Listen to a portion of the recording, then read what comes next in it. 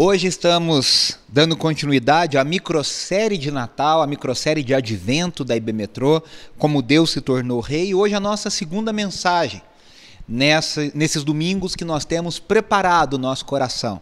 Nós falamos que o propósito do Advento é preparar o nosso coração para a chegada do rei. Como que o nosso coração se aquece ao pensar no nascimento de Cristo Jesus e o início da sua obra de redenção. Na semana passada, nós falamos sobre como o Natal é, então, a celebração desse fato tão importante, de que Deus não se esqueceu do seu povo, Deus não se esqueceu de nós, Deus se lembrou de nós. E aí nós vimos também que Jesus é o ápice da história de Israel, a verdadeira salvação, o verdadeiro êxodo, o jubileu dos jubileus, a redenção das redenções. Jesus veio marcar o ápice da história da redenção, trazendo a verdadeira salvação. E é isso que foi anunciado lá ao sacerdote Zacarias, e é isso que foi anunciado àquela jovenzinha chamada Maria, de que ela ficaria grávida do Espírito Santo e ela daria à luz ao próprio Filho de Deus.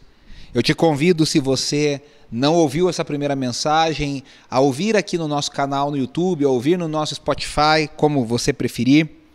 Mas é tão importante nós entendermos a chegada desse rei e como essa chegada marca a ideia de que Deus não perdeu o controle da história e Deus não se esqueceu de nós. E hoje nós vamos dar continuidade a essa série, a microsérie, e eu queria lançar aqui as famosas perguntas iniciais para a gente ficar a mensagem inteira pensando nessas questões que eu vou colocar aqui. A primeira delas é que o mundo gosta de celebrar o Natal. Nós temos os grandes nomes da música mundial gravando música de Natal, que eu adoro, por sinal. Nós temos vários filmes de Natal. Se você abre aí o seu serviço de streaming, o catálogo do serviço de streaming, agora começa a pipocar de filmes de Natal, que eu também gosto bastante. A gente tem os shoppings decorados. Esse ano talvez você não tenha visto nenhum, assim como eu. Mas as padarias, os restaurantes, as ruas, dependendo do lugar do Brasil onde você está, estão decoradas, celebrando o Natal. Mas, ao mesmo tempo, a gente não pode deixar de notar que é uma celebração do Natal esvaziada. Por quê? Porque se celebra um Natal genérico, de Papai Noel, de presentes, de generosidade, de bondade, do famoso espírito do Natal. Mas se deixa de lado o verdadeiro sentido do Natal. E nós estamos aqui, então, tentando recuperar essa profundidade do que significou o nascimento de Cristo Jesus. Eu acho que até além disso, existe na sociedade contemporânea uma oposição ferrenha às reivindicações verdadeiras que o Natal faz. Somos simpáticos a esse Natal genérico, estou falando como sociedade. Mas não queremos abraçar o Natal verdadeiro, a mensagem total, que é o senhorio de Cristo Jesus. Cristo, o neném nascido em Belém, é o verdadeiro Senhor desse mundo. Por isso que nós celebramos o Natal com tanta alegria e tanto entusiasmo. Nós estamos anunciando ao mundo que ali, 2000 anos atrás, se deu início o plano perfeito de Deus, de reivindicar o senhorio sobre a sua criação. E aí a segunda coisa que eu coloco aqui é evangelho, a palavra evangelho, que é tantas vezes usada, evangélico, que nós usamos tanto, vem do grego e ela significa boas notícias, boas novas. E eu quero te deixar aqui com uma pulga atrás da orelha. Quais são essas boas notícias? Inclusive é baseado nisso que eu coloquei o título da mensagem de hoje, um rei diferente. Deus anuncia as melhores notícias. E vamos ver então, lá no Evangelho de Lucas, capítulo 2, do versículos 1 a 20, por que esse rei é diferente. Lucas 2, versículo 1 diz, acompanhem comigo: Naqueles dias, César Augusto publicou um decreto ordenando o recenseamento de todo o Império Romano. Este foi o primeiro recenseamento feito quando Quirino era governador da Síria. Todos iam para sua cidade natal a fim de alistar-se. Assim José também foi da cidade de Nazaré, da Galiléia, para a Judéia, para Belém, cidade de Davi, porque pertencia à casa e à linhagem de Davi. Ele foi a fim de alistar-se com Maria, que lhe estava prometida em casamento, e esperava um filho. Enquanto estavam lá, chegou o tempo de nascer o bebê. E ela deu à luz o seu primogênito, envolveu em panos e o colocou numa manjedoura, porque não havia lugar para eles na hospedaria. Havia pastores que estavam nos campos próximos e durante a noite tomavam conta dos seus rebanhos. E aconteceu que um anjo do Senhor apareceu-lhes e a glória do Senhor resplandeceu ao redor deles e ficaram aterrorizados. Mas o anjo lhes disse: não tenham medo. Eu estou lhes trazendo boas novas de grande alegria que são para todo o povo. Hoje, na cidade de Davi, lhes nasceu o Salvador, que é Cristo, o Senhor. Isto lhes servirá de sinal. Encontrarão o bebê envolto em panos e deitado numa manjedoura. De repente, uma grande multidão do exército celestial apareceu com um anjo, louvando a Deus e dizendo: glória a Deus nas alturas e paz na terra aos homens aos quais ele concede o seu favor. Quando os anjos os deixaram e foram para o céu, os pastores disseram uns aos outros: vamos a Belém e vejamos isso que aconteceu e que o Senhor nos deu a conhecer. Então correram para lá e encontraram Maria e José e o bebê deitado na manjedoura. Depois de o verem, contaram a todos o que lhes fora dito a respeito daquele menino. E todos os que o ouviram os pastores, o que os pastores diziam, ficaram admirados. Maria, porém, guardava todas essas coisas e sobre elas refletia em seu coração. Os pastores voltaram glorificando e louvando a Deus por tudo o que tinham visto e ouvido, como lhes fora dito. Ah, que privilégio desses pastores, né? Ouviram o coral angelical dizendo glórias a Deus nas maiores alturas. Você também, aqui já aproveito para convidar, fique ligado até o final da nossa celebração, que você vai ouvir o coral da IB Metrô cantando exatamente essa mensagem: glórias a Deus nas maiores alturas e paz na terra entre os homens, a quem Ele quer bem. Se o coral da IB Metrô já é bonito, eu estou aqui fazendo uma propaganda já não desinteressada, imagine o que esses pastores ouviram e viram ao contemplar anjos. A Bíblia diz que muitos e muitos e muitos anjos, grande multidão do exército celestial, cantando e louvando o nascimento do Rei Jesus. O primeiro ponto que eu quero refletir com você nesse texto maravilhoso do evangelista Lucas é que o Natal nos lembra que Deus tem o seu próprio modo de agir. Jesus Cristo, como diz hoje aqui o texto, né? Hoje na cidade de Davi lhes nasceu o Salvador. O próprio nome Jesus, Yeshua, significa Deus salva. Na própria cidade de Davi nasceu o Salvador, que é o Mashiach, que é o ungido, o Cristo, o Kyrios. No grego, Christos, Kyrios, o ungido, o Messias, o verdadeiro Senhor dos Senhores. Jesus é esse verdadeiro Senhor, e não César. E na semana que vem nós vamos falar um pouco mais sobre isso. Mas enquanto César e até Herodes, eu tive a oportunidade de visitar Israel, já compartilhei isso com vocês, alguns de vocês já estiveram em Israel. E lá em Israel você pode visitar alguns dos palácios que Herodes construiu, que até hoje, como lá em Massada, tem partes preservadas e eram suntuosos, poderosos, glamurosos.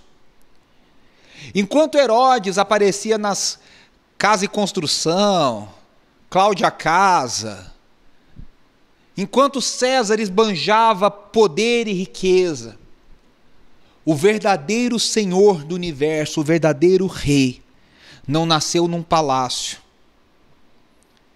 Ele não nasceu cercado pela elite religiosa, política e econômica daquela sociedade. Se você já assistiu uma série antiga, uma série medieval, por exemplo, de monarquia. Eu me lembro, por exemplo, de Isabel de Castela, grande série espanhola, muito bonita, por sinal, tem muito a ver com a nossa história aqui no Brasil.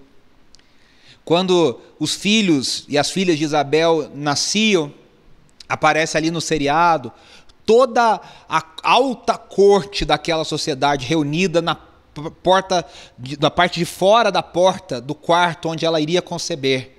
E eles aguardavam então ali o choro do neném.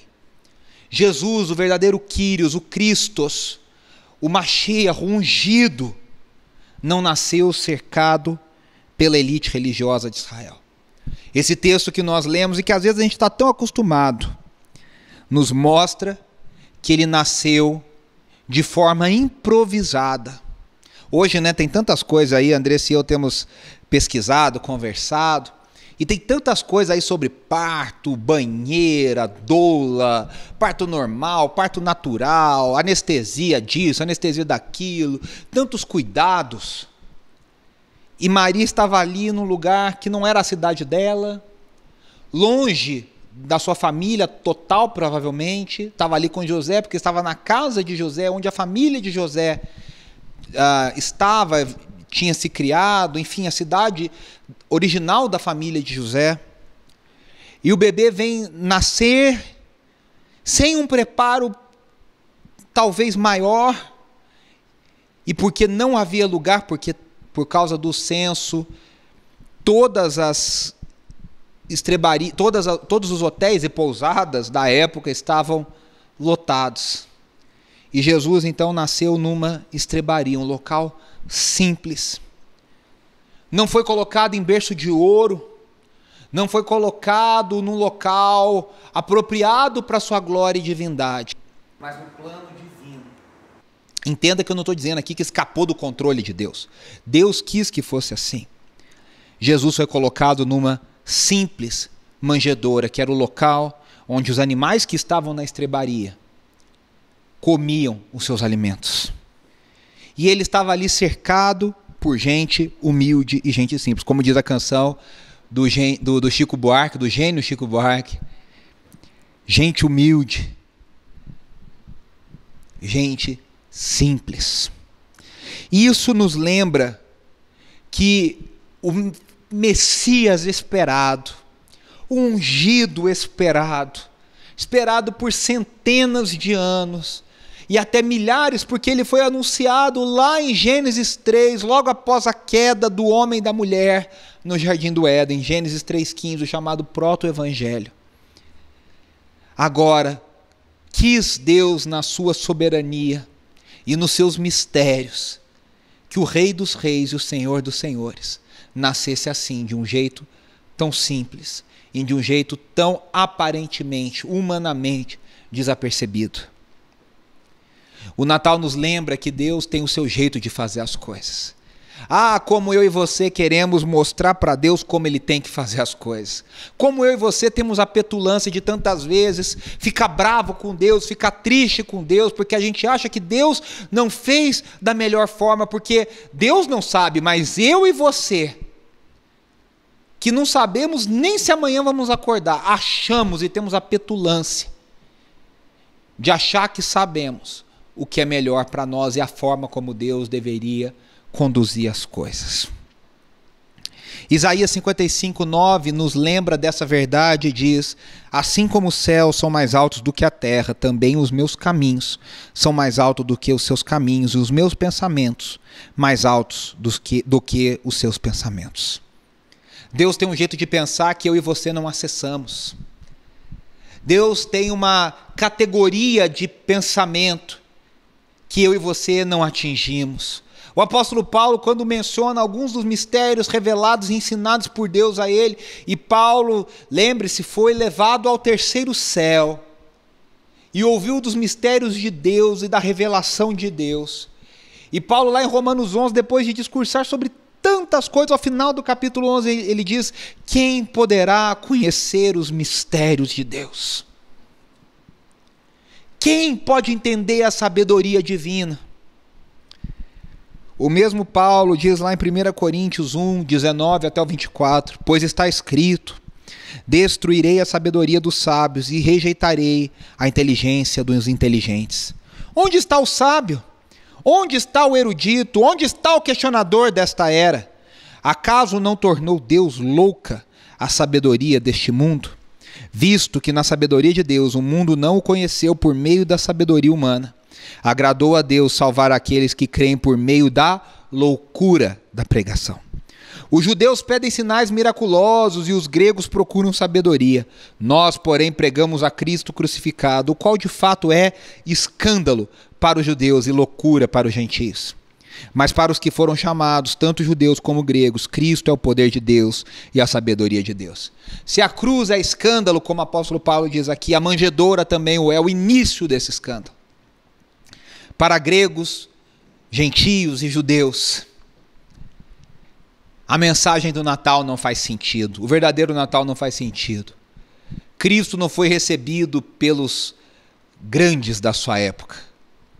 Ele foi recebido por gente humilde.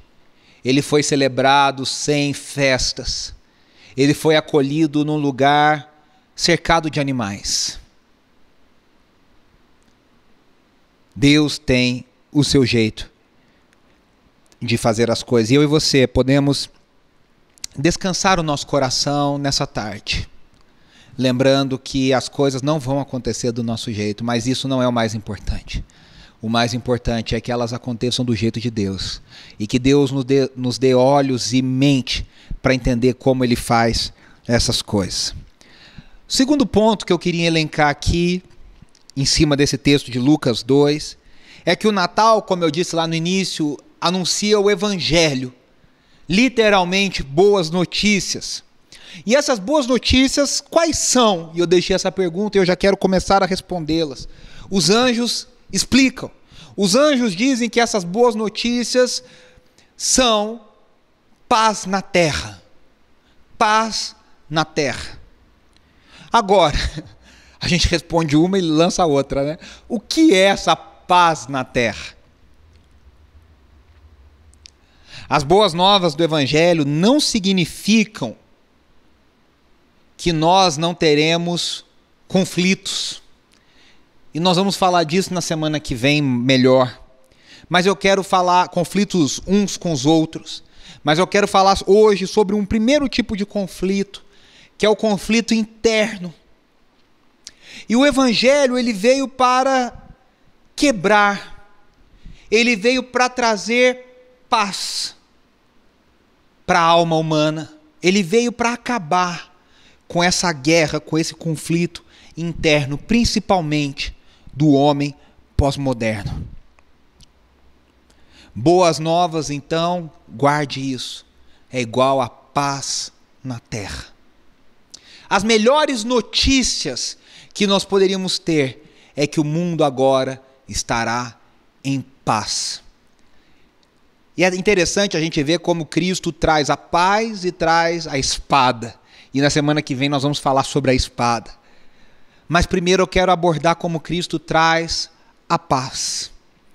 No mundo que Roma pregava a famosa Pax Romana, Roma se gabava de ter colocado o mundo em paz ao dominar o mundo, acabar com as grandes guerras, estabelecer viagens seguras por estradas seguras. Um certo ar de civilidade, de progresso, que eu e você conhecemos muito bem desde o iluminismo, quando o mundo iluminista criou um mito de progresso e de que nós estamos crescendo e melhorando e que agora as coisas vão se resolver. E o século XX vem para acabar com essas pretensões do homem do século XIX.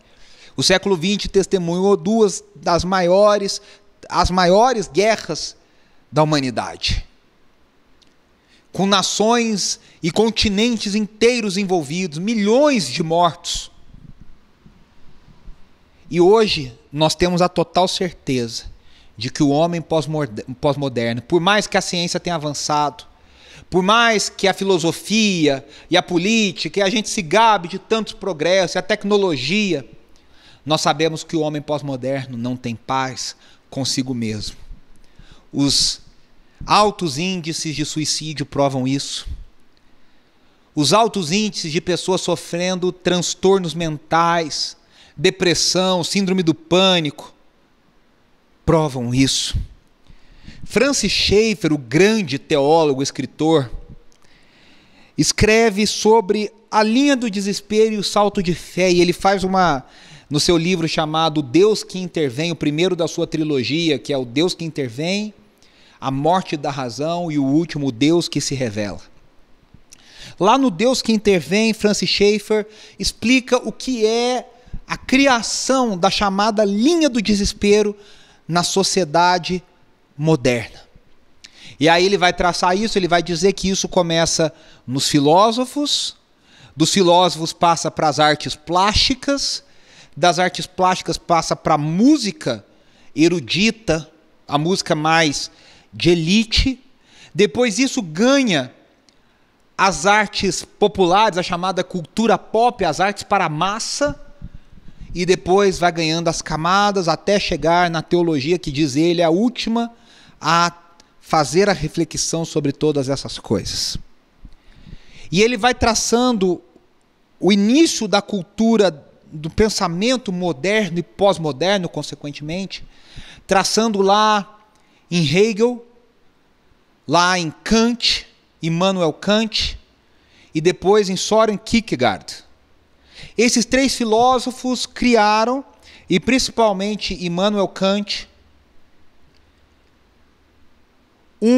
uma constatação de que é impossível para o homem atingir qualquer tipo de experiência transcendental nesse mundo real. Então ele cria uma divisória que vai remeter sim à ideia de Platão, mas uma divisória de que há um mundo de cima, que é o mundo da experiência, que é o mundo da transcendência, que é o mundo onde se rompeu essa linha do desespero, ou seja, há um mundo de esperança, e há um mundo real, aonde nós estamos abaixo dessa linha do desespero, onde não há transcendência, onde a morte tem a palavra final. E aí quando nós lemos então Hegel, com a sua ideia de tese, antítese, que vai formar uma síntese, e a história vai progredindo, há uma tese, há uma antítese, e aí da junção das duas cria-se uma síntese, e a história vai progredindo. É por isso que vem essa ideia de progresso, dessa ideia hegeliana, de que a história vai crescendo através das sínteses. Quando Kant traça essa linha, e aí depois Kierkegaard vem com todo o seu existencialismo, a gente entende que para o homem pós-moderno, e Schaeffer nos mostra isso brilhantemente, a gente só consegue acessar esse andar de cima pelo chamado salto da fé. E o que é esse salto da fé? É um rompimento não racional com as realidades aqui de baixo, físicas, para eu acessar de um modo não racional o mundo metafísico. Só que esse salto de fé, por vários motivos, e a gente não tem tempo de ir trabalhando aqui tudo isso, e eu indico a leitura do Schaeffer, da Nancy Pearce, Huckmacher, tantos autores que têm trabalhado aqui no Brasil, Guilherme de Carvalho, essa ideia schaefferiana. O nosso mundo moderno, e principalmente o pós-moderno, hoje é um mundo de falta de absolutos. Nada é absolutamente verdade, porque criou-se a ideia do indivíduo a partir lá de Kierkegaard. A ideia de que o indivíduo, ele conhece a realidade para si, e cada um tem uma realidade própria, porque cada um tem uma experiência própria. E aí nós atacamos os universais, e agora olhamos para os particulares. Agora nós olhamos para o indivíduo dá sentido ao seu próprio mundo, faltam absolutos, por isso que existe a chamada relativização da verdade. Nós vivemos hoje a era da pós-verdade, onde a verdade não é verdade, no seu conceito principal, porque cada indivíduo pode criar a sua própria verdade. Só que com isso nós caímos num mundo onde se você aperta, e aí a ideologia, a cosmovisão mais coerente de todas é a chamada cosmovisão nihilista, que é a total falta de sentido na realidade. Não existe coerência. Por isso que a maior parte dos niilistas, realmente coerentes e corajosos, se suicida. Um niilista não seria capaz de viver no universo que ele diz acreditar. Porque para ele o universo não tem razão nenhuma, ele é governado pelo caos. Ele é governado por fatos aleatórios. E o mundo que nós vivemos crê nisso, num mundo que não tem absolutos, num mundo que a verdade é relativa, que cada um tem a sua verdade. Por isso que nós vemos as atrocidades que nós vemos todas as semanas. De pessoas defendendo coisas terríveis, historicamente condenadas na história da humanidade. Porque nós rompemos com os preceitos judaico-cristãos da sociedade. A sociedade, a partir dos anos 1950, deixou de ser governada majoritariamente pelos princípios judaico-cristãos de certo e errado, de justo e injusto, de Deus, uma noção de um Criador, de alguém transcendente, de um ser pessoal transcendente. E o mundo começou a crer numa força, numa energia, em algo completamente impessoal. E nós nos encontramos nesse caos que nós vivemos. E aí o Francis Schaeffer faz toda a análise desse ambiente, com brilhantismo que lhe é comum, e aí ele propõe o chamado evangelismo apologético. O que é apologética? Apologética é você, no sentido original, apologética é você defender a fé cristã. Então é você mostrar a coerência da fé cristã baseada em outras ciências, em outros argumentos, você construir uma coerência a partir da revelação bíblica, também usando outras ciências humanas. Só que Schaeffer propõe um evangelismo apologético, que é você usar a apologética para trazer pessoas para as boas notícias do evangelho. Ele chama isso de empurrar o homem pós-moderno para o que ele coloca como ponto de tensão. Ou seja, você vai empurrando a pessoa para a sua total incoerência e inconsistência. Schaeffer é muito claro, ninguém é capaz de viver com coerência sem abraçar o evangelho. Sem abraçar as boas novas anunciadas pelos anjos, àqueles pastores na região de Belém. Há 2000 anos atrás. Ninguém é capaz de viver 100% coerente sem abraçar o evangelho. Então Schaeffer diz, começa a empurrar as pessoas com sabedoria, com amor, não por prazer, ele fala isso, não por sadismo, mas por amor, por vontade de ver pessoas rendidas a Jesus. Comece a empurrar essas pessoas para suas incoerências, inconsistências, e faça elas admitirem as suas incoerências e as suas inconsistências.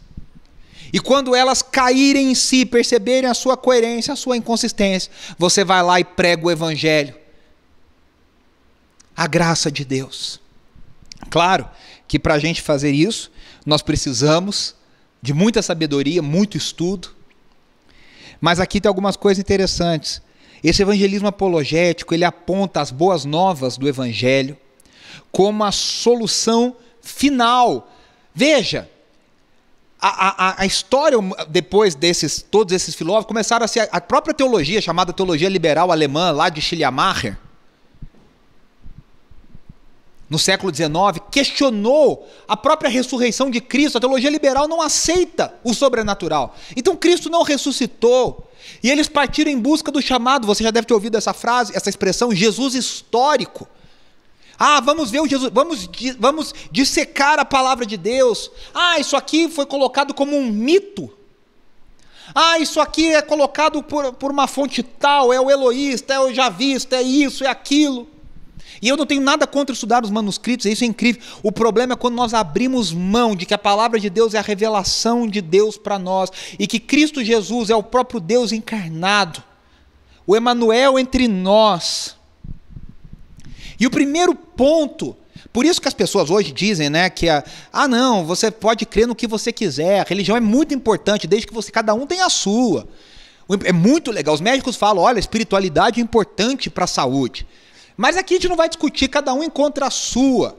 E nós precisamos anunciar, por isso que eu disse que há uma perseguição a mensagem verdadeira do Evangelho, porque a mensagem verdadeira do Evangelho não é essa, Jesus é legal, mas Buda também, a árvore é bacana, tudo é Deus, é energia. Essa não é a mensagem verdadeira do Evangelho.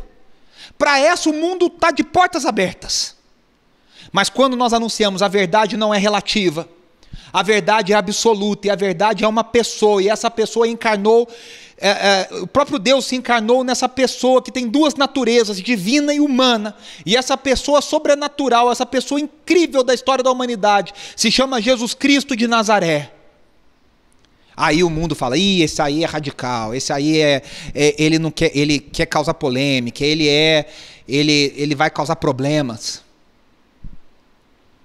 Nós precisamos apontar as boas novas do Evangelho como a solução final, e ela aconteceu na história. A gente sabe que Jesus não nasceu no ano 1. Herodes morreu no ano 4 antes de Cristo. É estranho falar isso. Jesus então nasceu antes de 4 antes de Cristo. Talvez em 6 antes de Cristo. Mas o fato é que o nascimento de Jesus e, consequentemente, a sua vida, a sua morte, a sua ressurreição aconteceram no espaço e no tempo. Não é uma realidade metafísica espiritual simplesmente. É uma realidade que muda toda a realidade humana, física, metafísica, os fenômenos, a realidade epistemológica, ontológica. Se Cristo Jesus não é Senhor do mundo, então não há boas notícias. A única boa notícia é que há paz na terra, porque o Senhor dessa terra, o verdadeiro dono dessa terra, se encarnou num bebê lá em Belém. E ele veio chamar para si, ele veio conquistar as chaves de autoridade desse mundo. Ele veio retomar a posse total desta criação. É isso que nós anunciamos no Natal. A paz de Cristo é muito superior à Pax Romana, porque a Pax Romana é promovida pelo imperador César Augusto. César Augusto, divino. Mas a paz de Cristo é promovida pelo próprio Deus, o Senhor dessa criação. Então, a verdadeira paz é a resolução total da realidade. Os pontos de tensão acabam. Em Cristo nós encontramos o verdadeiro shalom, a verdadeira paz total. É o encontro metafísico, epistemológico, fenomenológico, na pessoa e na obra de Cristo Jesus. Em Cristo Jesus, todas essas coisas, e eu não quero aqui que você tenha uma formação filosófica, antropológica, não é isso. Significa, em palavras muito simples, que na pessoa de Cristo Jesus toda a realidade se encontra e faz sentido. Para isso nós precisamos defender um Deus pessoal, não uma energia. E esse Deus pessoal é sim o Criador de todas as coisas. O mundo não foi criado pelo acaso, governado pelo acaso, na filosofia do Zeca Pagodinho, deixa a vida me levar. Segundo, nós somos moralmente culpados perante esse Deus, porque nós pecamos na história, no tempo e no espaço, lá no Éden, e Adão e Eva eram os nossos representantes, e eu e você somos seres caídos moralmente, a nossa bússola moral está estragada. A gente sabe que tem um certo e errado, mas muitas vezes isso se confunde no nosso coração. E aí nós precisamos apontar a solução. Cristo Jesus nasceu para começar a obra de redenção que seria completada na cruz. Lá na sua morte e na sua ressurreição. Ele sofreu o peso do pecado. Aliás, a sociedade contemporânea não aceita pecado porque cada um tem a sua verdade. Como é que eu vou pecar se para mim aquilo é minha verdade? Então não existe crime. Porque a pessoa que matou, para ela o matar é correto. Então é a verdade dela, temos que aceitá-la.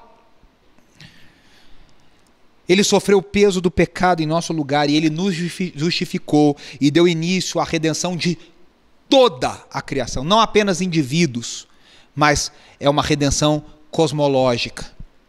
É uma redenção total e global. E aí nós chegamos na mensagem dos anjos que diz: paz com Deus. E aí eles terminam dizendo: aos homens a quem ele quer bem, diz a tradução mais antiga, ou aos homens a quem concede o seu favor, a quem ele concede a sua graça. E aqui está a melhor notícia de todas: o Evangelho anuncia a graça de Deus e a incapacidade do homem se salvar. A incapacidade total do homem, seja lá no tempo do Império Romano, seja na pós-modernidade, na São Paulo do século XXI, a incapacidade total do homem se salvar sozinho. Mas o Evangelho é o anúncio de que Deus olha para nós com graça. Deus não é um Deus malvado. Deus não é um Deus que quer nos destruir. Deus não é um Deus que tem prazer no nosso sofrimento. A mensagem dos anjos, a melhor notícia de que nós poderíamos receber é a que Deus olha para nós com graça e favor. Nós temos duas formas de fugir do favor de Deus. Nós falamos isso aqui, por exemplo, na mensagem Amor Real, não de novela e nem de comédia romântica, quando nós falamos sobre o filho pródigo. Nós temos a postura antirreligiosa do filho mais jovem, de gente que fala: tô nem aí para essa coisa de Deus. Mas nós também temos a postura religiosa do filho mais velho, dizendo: eu vou dominar essa linguagem religiosa e aí eu vou obrigar a Deus a fazer o que eu quero que ele faça, porque eu dominei a máquina religiosa. Então eu jejuo para que Deus faça, eu oro para que Deus me abençoe, eu dou o dízimo para negociar, para barganhar com Deus. Essas duas formas são duas formas de fugir da graça, porque a graça atesta que nós recebemos tudo aquilo que não merecíamos: favor, misericórdia, perdão. E nós não recebemos tudo aquilo que nós merecíamos: condenação, morte, destruição. Essa é a graça. Só que a graça de Deus, ela nos deixa nus. Ela nos deixa completamente incapazes, parados, inertes, porque nós não podemos fazer nada para merecê-la. Nós não podemos fazer nada para comprá-la. É simplesmente isso: graça. O verdadeiro evangelho reconhece que nós precisamos de um Messias, de um Mashiach, de um Cristo, um ungido, o escolhido dos milhares, o Senhor dos senhores. Hoje na cidade de Davi nasceu o Salvador. O Evangelho reconhece que nós precisamos de um Salvador. O homem pós-moderno, sozinho ele não consegue transcender a linha do desespero. Ele transcende nesse salto de fé. Só que não é uma fé boa. Esse salto de fé que o Francis Schaeffer fala é um salto que vai ter um custo mental, psíquico, físico, porque ele rompe com uma linha racional. E aí terminamos. Os pastores foram convidados a ouvir a mensagem cantada pelos anjos, mas foram convidados a ver aquela cena do bebê com seus pais. A gente vê aqui na atualizada, lá no versículo 10 de Lucas 2, diz assim: o anjo, porém, lhes diz: não temais, eis aqui vos trago boas novas de grande alegria. Esse eis, no original, significa vejam, olhem, contemplem o bebê. E depois eles ouvem a canção cantada: glória a Deus nas maiores alturas, e aos homens a quem Deus concedeu favor, a quem Deus quer bem. Aqui nós encontramos duas coisas: o verdadeiro ouvir bíblico, o ouvir lá do Shema Israel, o ouvir que Paulo fala que a fé vem pelo ouvir. Claro que ouvir não é só ouvir, é entender. A gente não precisa romper, dar o salto da fé. A fé nossa vem pelo entender a palavra. Claro que esse entender é sobrenatural, é uma iluminação do Espírito, mas também é racional. Também faz sentido na mente e no coração. Nós somos convidados a ouvir a entender. E uma terceira prática que está implícita nesse ouvir bíblico, que é o praticar. Ouça a mensagem cantada pelos anjos, mas entenda a mensagem pela iluminação do Espírito Santo e a pratique.